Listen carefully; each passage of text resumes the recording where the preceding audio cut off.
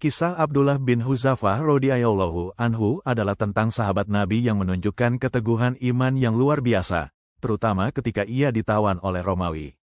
Kaisar Heraklius mencoba meruntuhkan imannya dengan kekayaan dan siksaan, tetapi ia menolak mentah-mentah.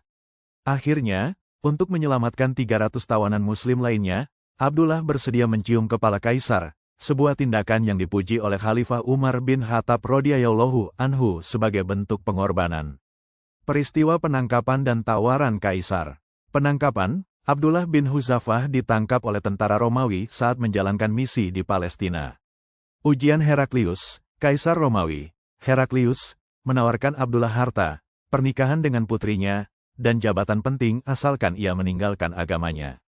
Abdullah menolaknya dengan tegas. Siksaan dan godaan, Heraklius kemudian menyiksanya dengan tidak memberinya makan dan minum selama 3 hari, dan kemudian memperlihatkan arak dan daging babi.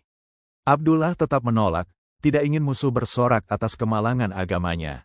Pengorbanan dan keberanian. Tawaran terakhir, Heraklius kembali menawarkan kepada Abdullah untuk membebaskannya jika ia mau mencium kepalanya.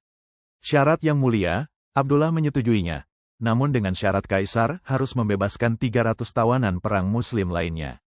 Kisah yang menggetarkan, Heraklius kemudian berdiri dan mencium kepala Abdullah, sehingga para tawanan muslim lainnya juga dibebaskan.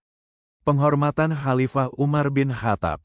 Tindakan penghormatan, ketika kisah ini sampai kepada Khalifah Umar bin Khattab radhiyallahu anhu, beliau sangat mengagumi keberanian dan pengorbanan Abdullah bin Hudzafah. Ungkapan kehormatan, Umar bin Khattab menyatakan bahwa setiap muslim pantas mencium kepala Abdullah, dan ia pun memulai dengan mencium kepala Abdullah sebagai bentuk penghormatan yang sangat besar atas keteguhan imannya.